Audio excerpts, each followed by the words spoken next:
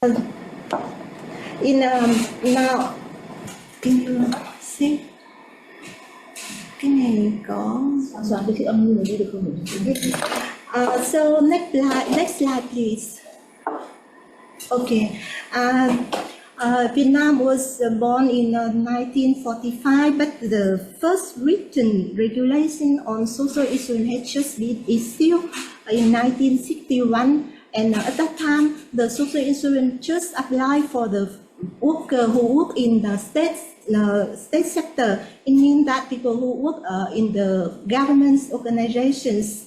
And then in 1995, the SI fund, the social insurance fund, has been established. At that time, it was independent of the state budgets. And from 2006, the first law on the social insurance of Vietnam has been issued, in which the voluntary scheme has been introduced to apply for the informal worker. And now, and then until 2014, the second version of the law on social insurance has been issued, in which the coverage of the social insurance has been expanded. And now, in 2024, the third version of the law on social insurance has been approved, and it is taken effect from July 2025. It means that it's very, very brand new of Vietnam. Right now, it is a very like the newest law in our system. So from that milestone, the coverage of the social insurance has been expanded, and also the pension system also has been revised, adjusted, and it is really like we call upgrade to what the universal coverage, and now we establish the multi-tier system pensions. Next slide, please. Yes, I want to share with you some data on our coverage of the social insurance. Indeed, after from 2012 until now, the coverage not really expand much. We right now in by the end of 2024, the coverage just reached around 21 million participants. It means that it is just account for around nearly 40% of labor force. It's really lower than it's lower than government expectations. That's why we need to very strong revision, strong reform. Indeed, the highest percentage is on the compulsory scheme applied for the formal worker, and the informal sector, which accounted for the 60% of labor force, just provide around 2 million participants into the social insurance system. It means that in the future, it is really a big gap. It is for the elderly who have no chance to receive pensions. So the next slide, please. Next slide, please. Yeah. Here is the actual coverage of the beneficiary of the pension system before the new law in 2024. We have Vietnam is now in the process of aging, and the number of the elderly is increased very much throughout the years. By 2024, it is estimated of around 14 million elderly. And in which, like I saw in the figure, you can see that around 3.3 million people covered by monthly pension, and social insurance from the social insurance fund. Next, that we have about 1 million people who receive national divorce subsidy is a policy applied for those who contribute to the country during the war and the time after that. Yeah, and besides, we have 2.5 million elderly who age from almost of them age from 80s. They are receiving monthly allowance according to the social assistance policies. So we have around 8 million elderly who have not yet covered by any monthly allowance, monthly income. That we can consider it really a big gap. That's the missing middle here in our system. So we have to think about how to reform the system to try to cover all and to fill up this gap. That's why the new law has been issued, in which we try to provide some very new reform. This next slide. Here you can see that we're expanding the social pension by reducing the eligible age from 80 to 75 years old. It means that the elderly who reach the 75 years old without any monthly pension or monthly allowance will receive a monthly subsidy from the government that was considered as social pension. And also another very new scheme has been introduced, that we can call bridge pension. The one who at retirement age, who has been participate in social insurance but not yet enough,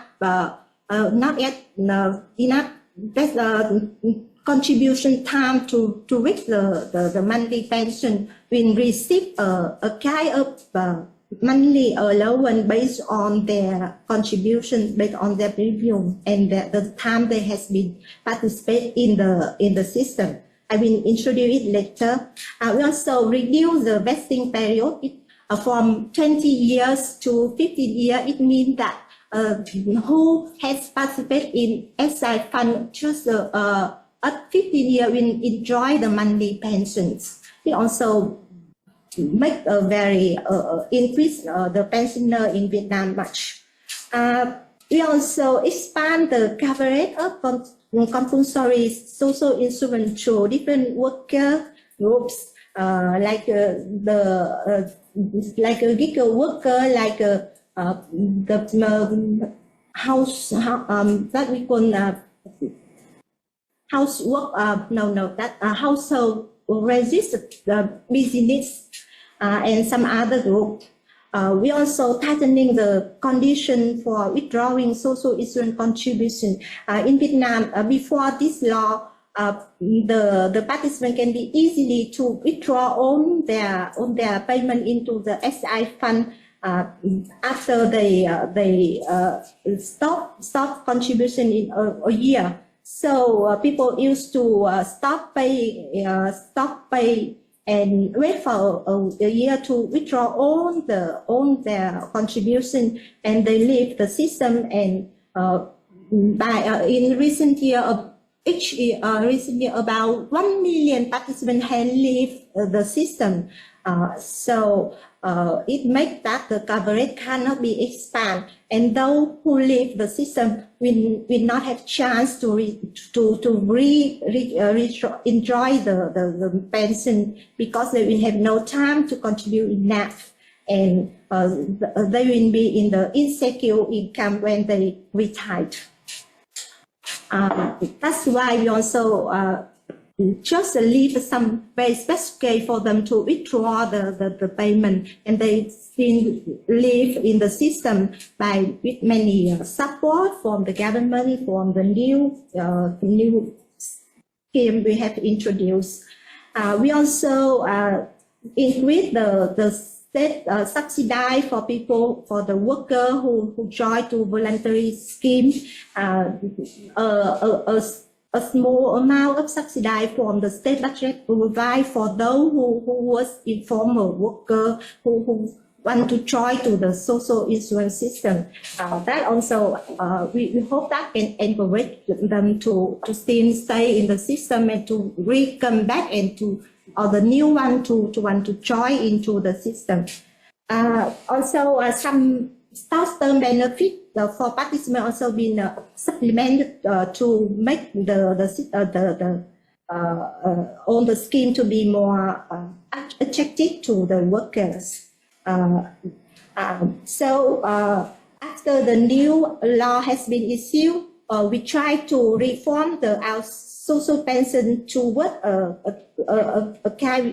the system that we call multi-tier pension system. Next slide, please.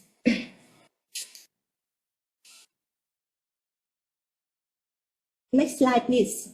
Here, yes, that is the figure show our pension system that it has been established. You can see that we have a four type. The first group is social pension tier, including non-contributory and contributory scheme. Okay.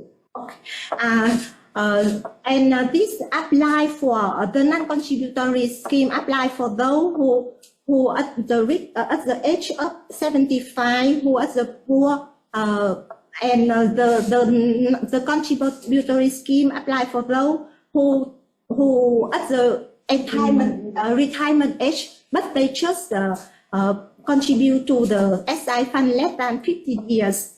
And we have seen we provide the fundamental pension tier apply for formal worker and informal worker, and also the supplementary pension tier that's apply for those who want to pay more based on it means that the fund, like a kind of private fund has been established, and people can contribute into this fund and to receive a higher pension when they retired. In some next slide, I provide some detail. Madam Pam, you have 3 minutes. Please, if you could be wrapping up. Thank you. Thank you. The more detail on each tier has been presented in next slide. In some next slide, you can see that I don't have enough time to show on because it's really a very complicated system. And after we make the reform, we hope that the coverage of the social insurance has been expanded, and also in the future, the coverage of pension will be expanded to cover almost the elderly. The government set up it on the universal coverage for both participants and for pensioners too. Is that what we has been set for 2030? In 2030, to reach the coverage of 60% of the labor force, and also 60% of the elderly will receive the pension. But also the last slide, please. See many challenges. The last slide. See many challenges remain for us. Like first, for the non-contributory tier, because it is funded by the state budgets, so it makes really a great burden. Why the benefit is really low? It is just about $20 per month. It's really low comparing to the poverty line, but it's very difficult to increase because right now we've been reach about 3 million to 4 million elderly who will receive this. So it's really a burdensome for the state budgets. And also the new scheme, the new tier, the big pension apply for those who have not yet enjoyed the monthly pension for SI fund, also very new, and we cannot sure that how the attractiveness of this can for those who reach the entitlement age. Before they may want to withdraw their contribution rather than to receive this subsidy from the government, because comparing to the pension is really low. We also face many difficulties to expand the coverage of fundamental higher, but because of the awareness of the formal of the worker in informal and formal sector, because of the new type of work after the recent time that hinder people from becoming formal worker, and they are not really ready to participate in the voluntary scheme. So many people will be like a side of the system, of the SI system, and so when they also reach up the retirement age, they will not covered by pension system, and here it means the missing middle group will be there in the pension system. So in the future, we will have to try to again reform and revise the system to reach the universal coverage. So I think the time is up now. So thank you for listening, and I will answer all the questions in Q&A. Thank you.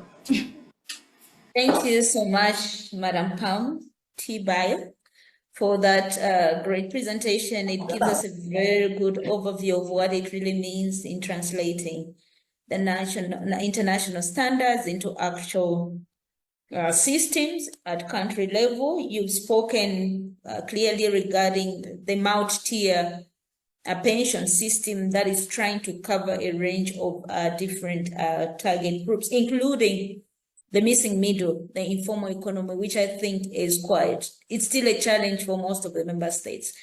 And we look forward to an engaging discussion after this presentation. Thank you so much once again. Without much ado, allow me to now call to the floor Mr. Harriman Mono from